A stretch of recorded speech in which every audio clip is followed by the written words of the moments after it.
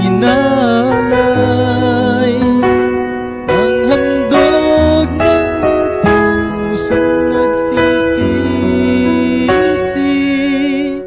Ang ngalan mong may taglay na pag-asa, daming bukas. Kalugdan ng inalay ang handog ng bansang nagsisisi. Iligtas mo kami,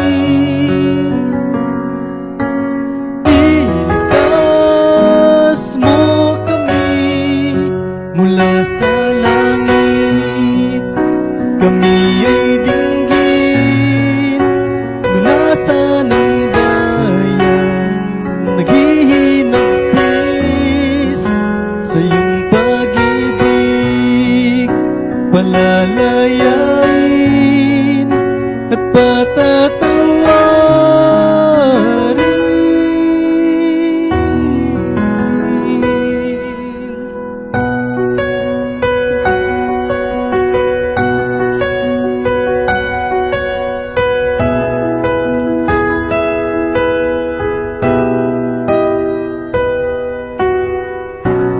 Ngalan mo may taglay ng pag-asa, daming bukas. Kalugdan ng inalay ang handog ng bansang nagsisisi.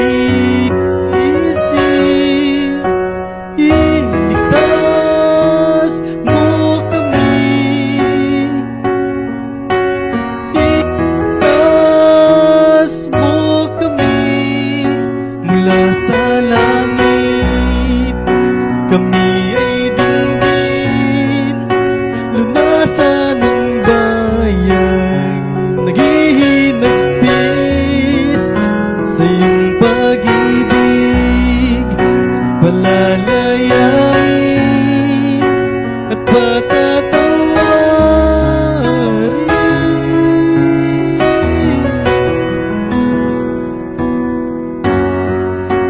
Iyong diringgin at patatawarin.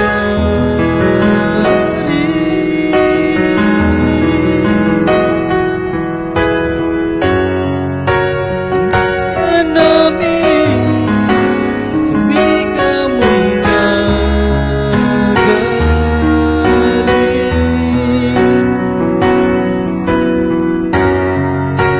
Iyong diringgin at patatawarin.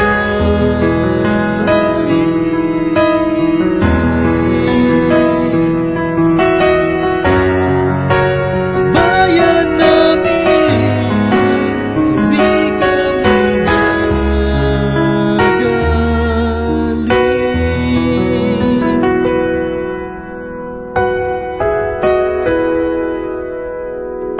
Iligtas mo kami, iligtas mo kami, iligtas mo kami, iligtas mo kami, iligtas mo kami, iligtas mo kami mula sa langit.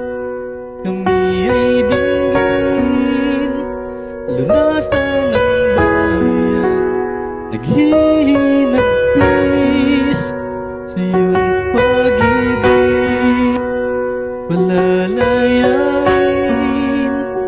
at patatawarin.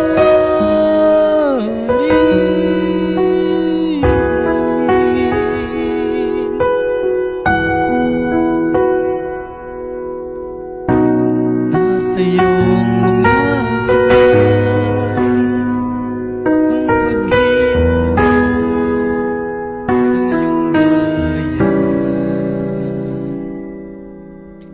Tayo kung daw ikabsat, sa kana tayo itibos kung paano tayo. Kaya ko ni Pastor Mac para iti mensahe.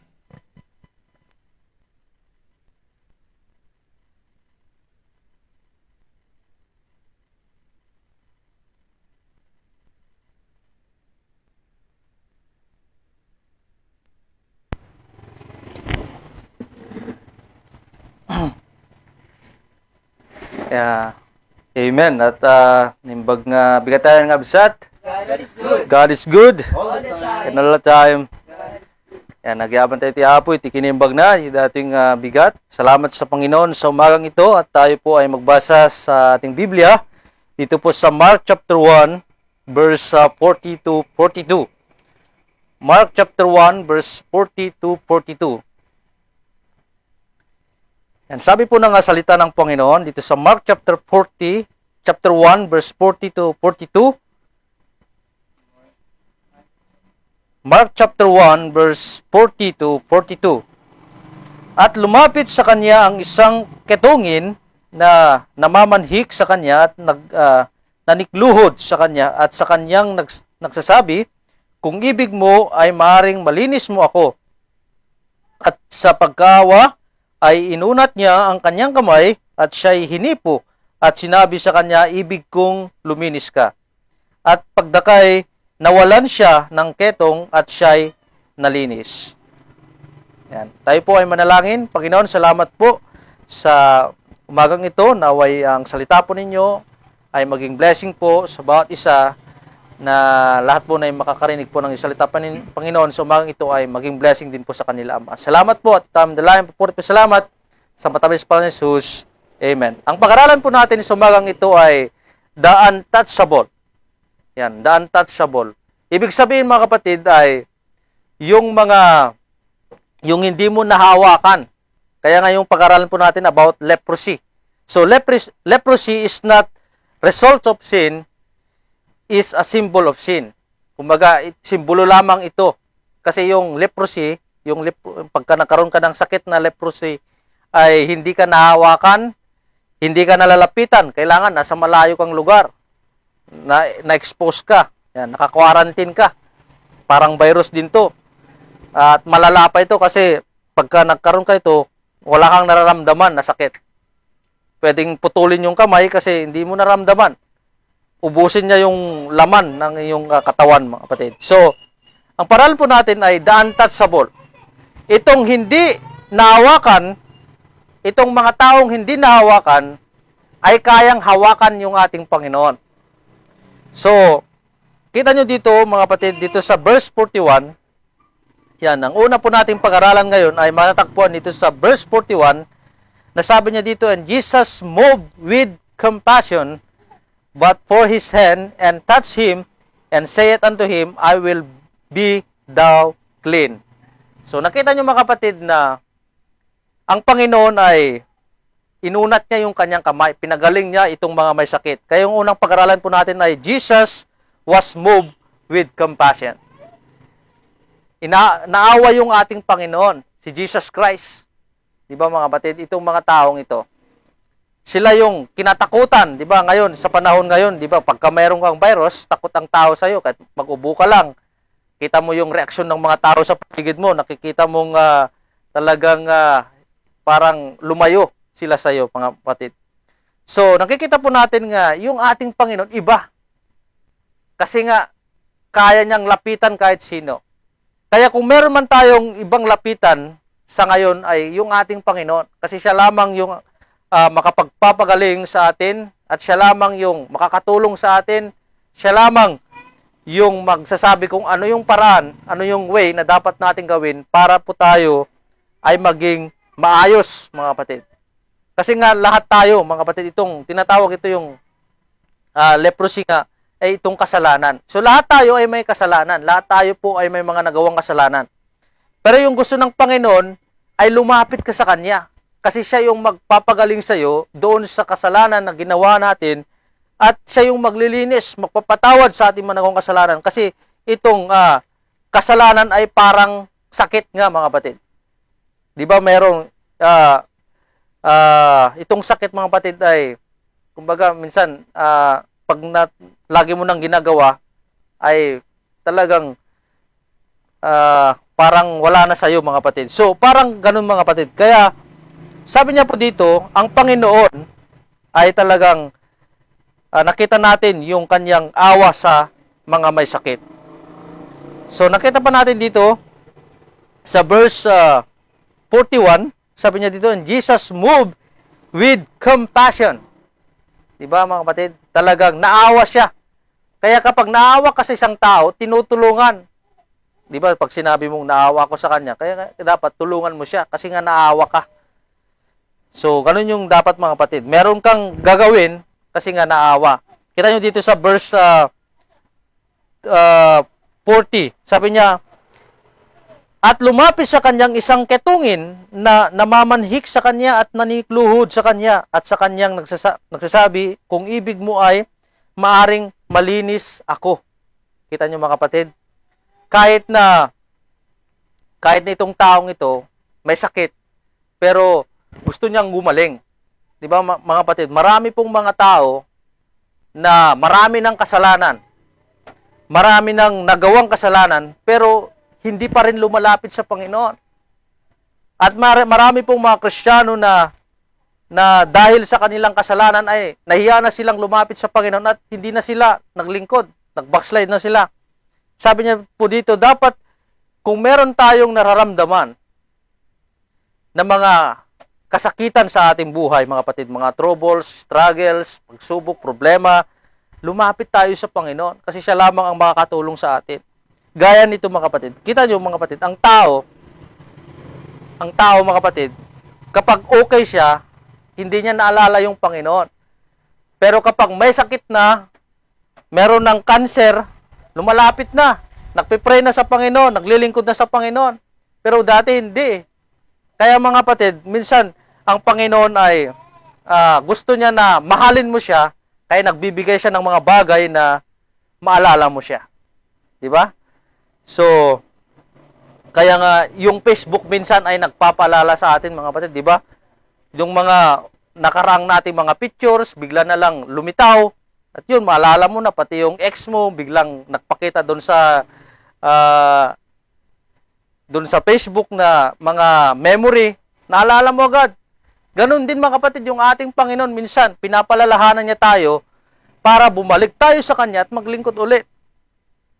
So, nakita niyo mga kapatid na ang Panginoon natin ay, kung meron man tayong mga nararamdaman, lumapit tayo sa Kanya. Hindi dahil marami tayong problema, hindi dahil marami tayong mga sakit, kundi lalapit tayo sa Kanya kasi, mga kapatid, para paglingkuran natin siya. Di ba mga kapatid? Di ba ang tao, pag laging lumalapit sa tao, sabi niya, tataka lang umay, ngayon ka lang dumating kasi meron kang kailangan, pero noon, hindi ba ako pinapansin? Di ba ganun ang tao? Paano kung ganun yung Panginoon? Ngayon mo lang ako naalala kapag meron ka ng sakit, may trahedya ka na, may mga trahedya ka nang naranasan, meron ka ng mga problema, meron ka ng mga iniisip, ngayon lalapit ka sa akin, paano kung ganun ang Panginoon? Pero hindi mga kapatid. Ang Panginoon ay, sabi niya dito, sa verse 40, ang Panginoon ay naawa pa rin sa mga taong nangangailangan. And Jesus moved with compassion, put forth His hand, and touched him. Kita niyo mga kapatid? Touch him. Di ba yung title natin, untouchable.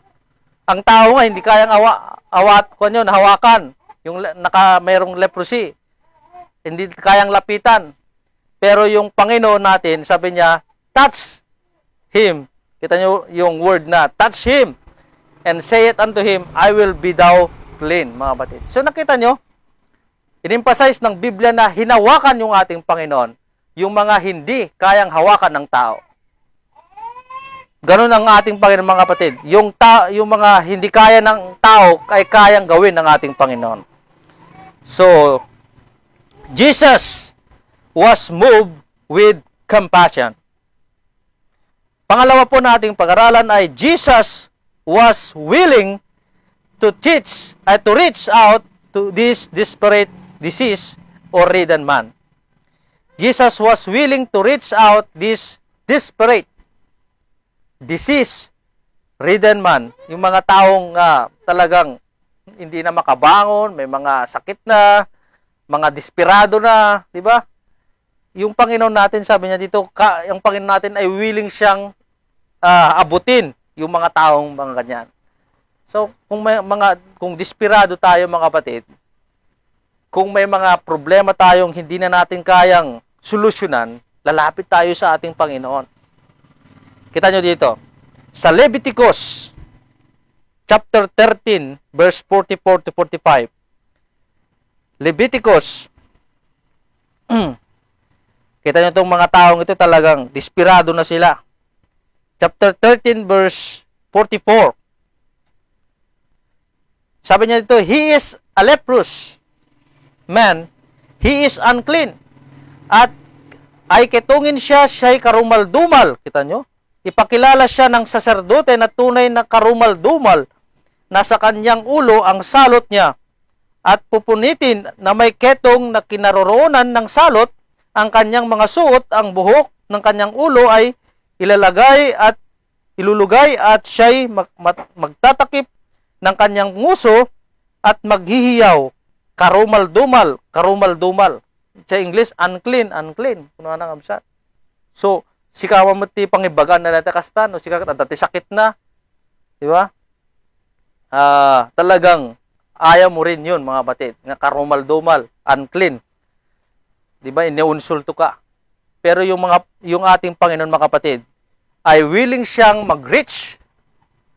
Lumapit ka lang sa Kanya, ikaw ay desperado, may mga problema, may nararamdaman, lumapit ka sa Panginoon. Diba? Kayang pagalingin anumang sakit na nararamdaman.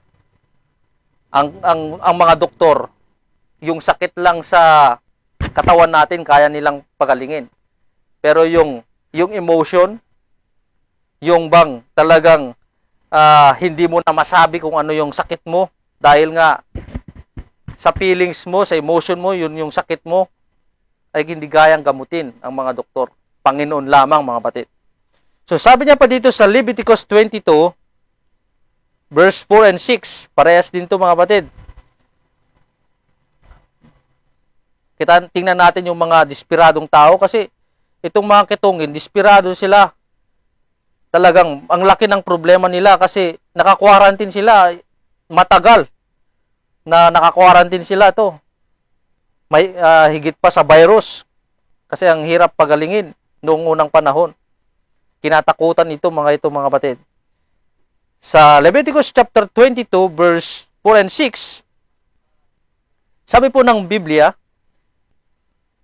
sino mang lalaki sa binhi ni Aaron na may ketong o may agas ay hindi kakain ng mga banal na bagay hanggang siya'y malinis, at ang humipo ng alingmang bagay na karumal-dumal dahil sa patay o lalaking nilabasan ng binhi nito, o sino mang humipo ng anumang umuusad na paparumi ng lalaking makahahawa dahil sa alingmang karumihan niya. Kita niyo, mga kapatid? Itong mga ketong, may mga ketong ay hindi sila kumain ng makipagsalo sa mga tao. Sa kainan, sa mga okasyon, talagang malayo yung kanilang mga tinitirahan. Kaya napakahirap itong mga to, mga kapatid. So, paano kung isa ka doon sa mga taong yon? At nung una, mga kapatid, tayo rin, nung hindi pa natin nakilala yung ating Panginoon, ay parang ganun tayo, mga kapatid. Malayo tayo sa harapan ng ating Panginoon, malayo tayo sa mga makalangit na mga bagay dahil nga nandun tayo sa kasalanan. Pero sabi po ng salita ng Panginoon, mga kapatid, na ang Panginoon natin ay nakahanda niya tayong tulungan upang tayo po ay lumapit sa Kanya at makapaglingkod sa Kanya at tanggalin yung mahadlang upang tayo po ay lubusang makapaglingkod sa Diyos. Diba? So, Jesus was willing to reach out to his desperate, disease and ridden man. Mga tao, mga problema natin, sakit man o broken-hearted man yan, mga kapatid, ilapit natin sa ating Panginoon. siya lamang makakatulong sa atin. Pag linapit mo sa tao, baka ichismis pa yan eh. Pero pag ilapit mo sa Panginoon, ay talagang siya lang nakakalam at masolusyonan. So, Jesus was willing to reach out to this desperate, disease and ridden man. So, nakita niyo mga kapatid, kahit na minsan tayo, di ba? Kapag may sakit yung pamilya natin, tulad sa amin mga kapatid, nagkasakit ako ng ubo, yung si Ram nagkasakit din, tas ngayon, yung anak kong isa, yung 3 months old pa lang, nagkasakit rin. So, parang nawawalan ka ng pag-asa. Paano kaya pagalingin? Kasi nga, hindi kami gumagaling. Pero, yung dahil sa panalangin, dahil sa tulong ng ating Panginoon, ay siya lang ang makapagpapagaling sa ating mga kapatid. Kaya, kami ngayon ay gumaling ulit. Dahil nga sa tulong ng ating Panginoon. Ano pa mga kapatid? So, Jesus was willing to reach out to this desperate people, mga kapatid. At pangatlo, Jesus loves sinners. Yan. Jesus loves sinners. Sabi ko nga mga kapatid, itong leprosy ay simbol ng kasalanan. Kasi yung kasalanan, di ba nakakahawa? Di ba? Nakakahawa. Yayayain ka. Dan, ilalayo ka. Yung mga kaibigan mong nasa makamundo na. Di ba? Pagka, sige, ganito.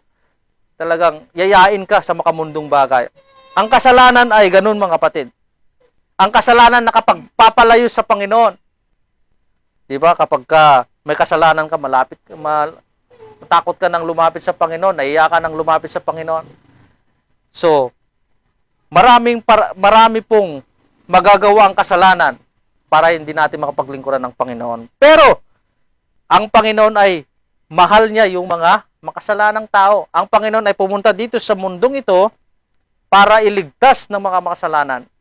Hindi siya pumunta dito para sa mga mayaman. At kung ano pa yan, pumunta siya dito sa mundong ito para hanapin yung mga taong nawala at makasalanan. Sa Romans chapter 5 verse 12, wherefore as by one man sin entered into the world, and death by sin, and so that passed upon all men. Ang Panginoon ay, o yung kasalanan noon ay naipasa sa atin. Kita nyo? Pass upon all men. Kasalanan. Di ba? Virus yan. Kasalanan. Di ba? Virus. Leprosy. Di ba? Leprosy nakakahawa. So, pass upon all men. Kasalanan ay naipasa ng mga kasalanan nung una, mga kapatid. So, ganun din sa atin na ang Panginoon ay kaya niya tayong linisin. Anong sabi ng Ephesians chapter 1 verse 7? Ephesians chapter 1 verse 7, sabi ng salita ng Panginoon diyan, in whom we have redemption through His blood, the forgiveness of sins, and the forgiveness of sins according to the riches of His grace. Oh, di ba? Ganun ang Panginoon, mga kapatid. Lininis tayo. Yung virus na meron sa atin, yung kasalanan na meron sa atin, yung sakit na uncleanness na meron sa atin, ay nilinis ng Panginoon sa pamagitan ng kanyang dugo. Di ba? Di ba may mga leprosy ang tinatawag sa kanila, uncleanness. Yung mga marurumi sila. So, nakita po natin na ang Panginoon ay mahal niya tayo sa kabila ng marami nating pagkukulang, pagkakasala. Sa Mark chapter 1 verse 40 to 42, balik po tayo dito sa ating text. Sa Mark chapter 1, doon sa ating una, mga kapatid, na text.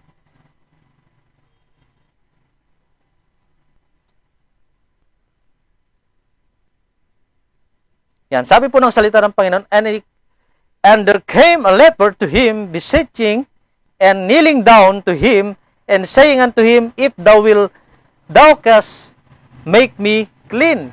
Yan, kung gusto mo, Panginoon, ay gawin mo akong malinis. Kneeling down. Di ba? Nagparintumeng. Yan. So, dahil nga gusto niyang gumaling. So, maraming mga tao, mga kapatid, lalapit lang sa Panginoon kung may kailangan. Kasi itong leprosy, hindi na kayang pagalingin ng mga doktor noong unang panahon. Kaya nga naka-insulate na lang sila. Takot pa nga yung mga doktor na ito mga batid, dahil nga sa sakit nilang nakakahawa.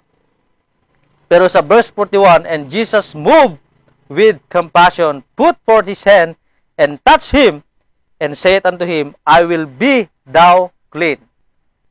Yan, di ba mga kapatid, nung tinanggap natin ang Panginoon bilang tagapagligtas sa ating buhay, ay nagiging malinis na tayo dahil sa kanyang dugo at pinatawad ng ating mga kasalanan. At dito sa verse 42, and as soon as he had spoken, immediately leprosy departed from him and he was cleansed. Diba? Naging malinis na.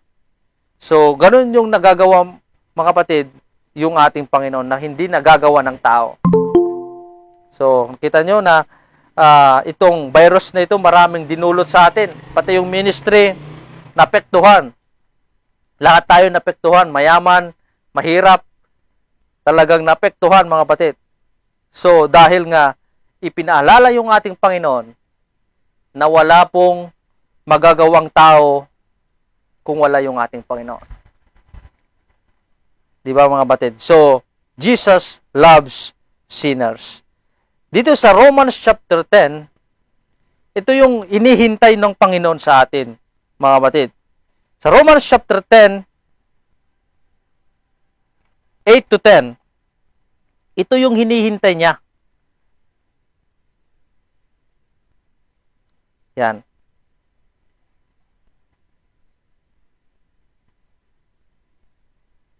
Yan, sabi niya po dito, but once what saith it, the word is nigh thee, even if thy mouth and thy heart, that is the word of faith, which we preach. So nakita niyo mga kapatid na nandyan na yung salita ng Panginoon. Pero sabi niya dito, parang malayo pa rin. Dahil nga mga kapatid, sa mga ayaw nilang tanggapin yung salita ng Panginoon. So isa pang nagpapagaling sa atin ng ating mga kasalanan ay yung salita ng ating Panginoon. Kita nyo dito sa verse 9, that if thou shalt confess with thy mouth the Lord Jesus, and shalt believe in heart that God hath raised him from the dead, thou shalt be saved. So yung kaligtasan ay sa pamagitan ng ating isip, sa ating puso, na nanggaling sa ating mga puso upang ibigkas ng ating mga bibig, mga kapatid. So yung paglilingkod natin sa Panginoon, yung puso natin. Yan, yung puso natin ang kailangan dapat nating sabihin, mga kapatid. Itong puso natin dapat nating pagsambahin ng ating Panginoon. Kailangan mong ibigkas ng iyong mga bibig. At yung verse 10, for with the heart man believeth unto righteousness, and with the mouth confession is made unto salvation. So lahat po tayo ay maliligtas dahil nga sa ating paniniwala, pananampalataya sa ating Panginoon. Kaya hindi ka gagaling sa mga bagay na meron ka ngayon. Yung sakit, yung struggles, yung kasalanan, problema, at ano pa dyan, mga pagsubok na dumating sa ating buhay. Kung hindi ka maniwala sa Diyos, hindi mo yan malalampasan. Malalampasan mo lamang yan kung magtiwala ka sa Diyos, sa iyong puso. At sabi niya dito, maliligtas ka. Yung kaligtasan, hindi lang sa iyong kaluluwa, maliligtas ka rin sa kasalanan na meron po tayo, mga kapatid. So, ang Panginoon lamang ang makakatulong sa atin. The untouchable. Diba, mga kapatid? The untouchable. Hindi ka meron ka bang, iniwasan ka naman ng tao, yung tao takot sa'yo, pero yung Panginoon, kaya kanyang tulungan at gabayan. So, nakita nyo, mga kapatid, na ang Panginoon lamang makakatulong sa atin. Kaya wag natin layuan yung ating Panginoon. Kasabi nga dito, Jesus was willing to reach. Naka-willing yung ating Panginoon, basta lumapit ka lamang sa Kanya. Willing siyang iligtas ka. Willing siyang tulungan ka. Willing siyang mahalin ka. Ang gawin mo lang, lumapit ka sa Panginoon. Di ba? Anong ginawa ng merong leprosy? Lumapit sa Panginoon. Lumuhod siya. At talagang sinabi niya yung kanyang nararamdaman. Ganon yung gusto ng ating Panginoon, mga kapatid. Minsan ang tao, takot siyang sabihin. Pati yung sakit niya, kung ano mang meron siya, takot siya. Kailangan sabihin mo sa Panginoon. Maging honest ka sa Panginoon na sabihin, Lord, ganito, meron akong nararamdaman eh. Tulungan mo naman ako. Di ba mga kapatid? Sabihin natin sa Panginoon na totoo. Kasi alam ng ating Panginoon yung ating nararamdaman. Kasi sabi niya dito, willing siya na sagutin ng anumang mga ating mga kailangan. So, ang gawin lang natin ay lumapit sa Kanya. Di ba?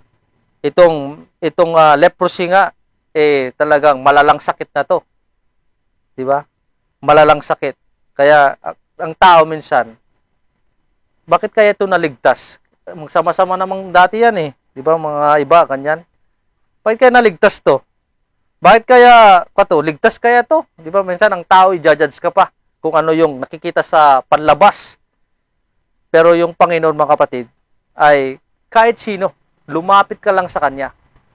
Ito nga, mga may sakit na ito eh, talagang kahit meron silang naramdaman na sakit, tinulungan siya at ginabayan ng ating Panginoon. So, nung nandun ako sa Caloocan, meron ako doon na Bible study doon sa ospital sa Kamarin na may ketong talaga sila. Putol yung kanilang mga kamay. Ito putol kasi pagka dito nagketong puputulin. Yung mga iba dito talagang naagnas na. Marami sila doon. At nandun sila pagka every Thursday, meron kami doon Bible study sa hapon. Talagang makipag-shake hand sila sa akin. Minsan kita mo na yung dumudugo pa. Parang takot ka na rin eh. Pero yung tiwala mo na lang sa Panginoon. Tapos niyayakap ka pa. Tapos sinasabi ng pastor, ipag-pray mo naman. Pag-pray ko naman sila. Tayo na lang kami doon. Pag-pray ko sila. So, nakita nyo mga kapatid na yung takot mo. Pero dahil pastor ka, dahil Kristiyano ka, dahil anak ka ng Panginoon, nawalan yung takot. Kaya pala yung Panginoon mga kapatid, ipinasa sa atin yung hindi ka natatakot kasi nga alam mong tutulungan ka ng ating Panginoon. Yung mga iba kong kasama dati, nadidire na sila eh. Dahil nga sa sakit nila mga kapatid. Pero dahil kapatid mo sila sa Panginoon ay hindi ka natatakot. At naniniwala ka sa kapangyarihan ng ating Panginoon. So, ganun ang Panginoon mga kapatid. Pinasa sa atin yung dapat hindi tayo matakot. Ipinasa sa atin na dapat mahalin natin yung mga hindi nakakilala sa Kanya. Ipinasa sa atin ng Panginoon yung ugali niya na willing tayong tumulong sa mga taong nangangailangan sa Panginoon. Ganun mga kapatid, ipinasa sa atin yon. Kaya nilalapitan natin kahit yung mga bagay, mga taong untouchable. Diba?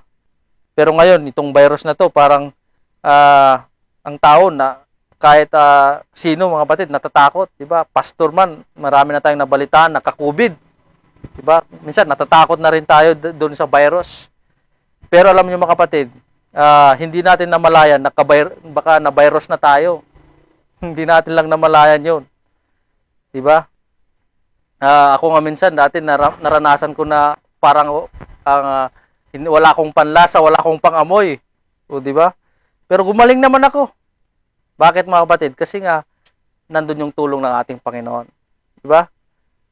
Yung iba, yung si Pastor Michael, naranasan niya rin yon. Pero doon lang sa bahay.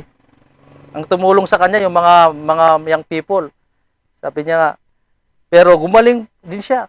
So, mga kapatid, kapag nandyan ka sa Panginoon, manalangin ka lang, tutulungan ka ng ating Panginoon. Walang imposible sa Kanya. So, wala pa siyang tinik na gamot yon. Puro lang, kain lang, saka insulation. Ka-quarantine siya. Lumayo siya sa pamilya niya. So, ganun lang mga kapatid. Ganun yung ating sitwasyon ngayon sa panahon na to. Marami tayong kinatakutan, marami tayong mga sakit na naranasan, nararamdaman, pero lumapit tayo sa Panginoon, handa niya tayong tulungan, handa niya tayong pagalingin. Emotional man yan, physical man yan, o spiritual man yan. Ang gawin lang natin, lumuhod tayo, gaya ng ng may leprosy ito, lumuhod siya. At sinabi sa Panginoon, Lord, kung papayag ka na ako'y papagalingin, ay sana'y papagalingin mo ako. Pero ang Panginoon ay naawa sa kanya at nagaling, mga kapatid. Di ba minsan ang tao pag siya galit, Lord, pagalingin mo na ako. Lord, ganito. Hirap na ako. Ang Panginoon minsan dinedeman pa yung paggaling niya. Magmakaawa ka at hilingin mo sa Panginoon na naway gumaling ka sa anumang meron tayong sakit sa buhay, mga kapatid. Siya lamang ang makapagpapagaling sa atin. Huwag kang lumapit sa tao. Kasi sa tao, baka hindi ka tutulungan. Lumapit ka sa Diyos at gagamit siya ng tao para ikaw ay tulungan. Di ba, mga kapatid? Para siya yung Panginoon ang tutulong sa atin. So, huwag tayong matakot. Yan. Huwag tayong matakot sa sakit. Yan. Sa sakit, tulungan tayo ng ating Panginoon. Salamat sa ating napag-aralan at tayo po ay manalangin. Panginoon, salamat po, Ama, sa umagang ito. Salamat sa aming napag-aralan na kailangan po naming maging matibay sa paglilingkod po namin sa inyo, Panginoon. Marami po kaming mga kinatakutan minsan, maging nasa paligid po namin, lalong-lalo na po sa mga virus, mga sakit na nakakasira sa katawan, Panginoon. Pero salamat ng palalang ito sa umagang ito na dapat hindi kami matakot dahil meron kaming Panginoon na handang tumulong sa amin sa anumang sakuna, sa anumang sakit na meron po sa amin, Panginoon. Salamat sa mga Kristiyanong nakinig ng iyong salita dito sa church, maging sa live, Panginoon. Salamat sa kanilang pakikinig. Kayo din po ang mag-bless, tumulong sa kanila, naway naging blessing din po sa kanila, Ama, ang salita po ninyo sa umagang ito. Salamat po, Panginoon, at ito aming dalangin, papurit, pasalamat sa matamis pala ni Jesus. Amen.